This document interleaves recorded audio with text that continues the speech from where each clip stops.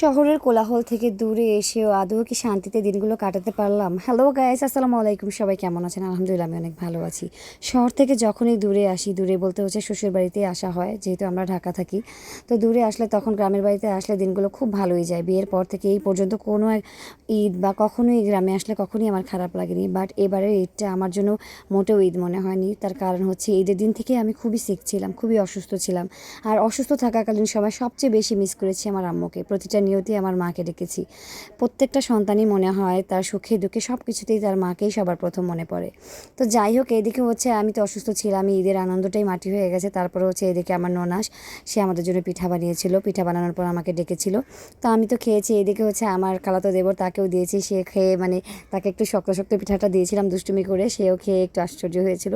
যাই হোক, পিঠা খাওয়া শেষে এদিকে চলে এসেছি। অনেকগুলো কাঁঠাল আমার দেবরের শ্বশুর বাড়ি থেকে পাঠিয়েছে, তো দেখছিলাম চেক করে পেকেছে কিনা। আমার শাশুড়ি আমার গাছেও অনেক কাঁঠাল আছে, বাট কাঁঠাল খাওয়ার মতো কেউ নাই। যাই হোক, এগুলো দেখে ঘরে চলে এসেছিলাম ঘরটা গুছানোর জন্য। এদিকে এসে দেখি মুরগি প্রতিদিনই আমার রুমে রাজত্ব করে। প্রতিদিনই বুঝি না, বাড়িতে এত জায়গা থাকতে এই মুরগিটা এসে আমার সোফার উপরেই বসে থাকবে, তারপরে সেখানে ডিম দিয়ে যাবে। আর যতদিনই থেকেছি দেশে, ততদিনই হচ্ছে ও এখানে ডিম পেড়ে গেছে। আর আর মাশাল্লাহ, তো আমার শাহিন বাবাকে প্রতিদিনই একটা করে ডিম খাইয়েছি এই মুরগিটার। তো এই মুরগিটার আমি এই ব্যাপারটাই বুঝলাম না, সে সব সময় সব জায়গা থাকতে ওকে ধরে নিয়ে যদি বসিয়েও দিয়ে আসে কোথাও ড্রামে বা যেখানে মুরগি মুরগি পালা হয়, ও সেখানে ডিম পারে না। ও আমার রুমে এসে আমার সোফার উপরে বসেই ডিম পারে। তো অবশেষে ডিমটা নিয়ে ফ্রিজে রাখলাম, কিছুক্ষণ পরে আমার শাহিন বাবাকে ভেজে খাওয়াবো। এইদিকে যে বকটা ধরে নিয়ে এসেছিলো আমার হচ্ছে দেবর, মাছ পায়নি, মাছের বদলে বকটা ধরে নিয়ে এসে এখানে ছেড়ে দিয়েছিল আমার রুমের সামনে।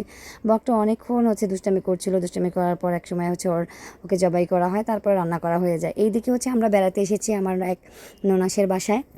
তো তার বাসায় এসে শাহিন বাবাকে নিয়ে খুবই এনজয় করছিলাম, দেখতেই পাচ্ছেন। আচ্ছা, গরুর হচ্ছে এটা বাচ্চা, তো সেই বাচ্চাটা হচ্ছে কাঁঠালের মোচা খাচ্ছিল খুব মজা করে। আর এদিকে তার গোয়াল ঘরে অনেক গরু ছিল। গরুগুলো দেখে আমার শাহিন বাবা তো খুবই হ্যাপি, আর আমার কাছে খুব ভালো লাগছিল দেখতে। বিভিন্ন রকমের গরু, কোনটা হচ্ছে দেশি, অস্ট্রেলিয়ান, এরকম। তো গরুগুলো মাশাআল্লাহ দেখতে অনেক অসাধারণ লাগছিল।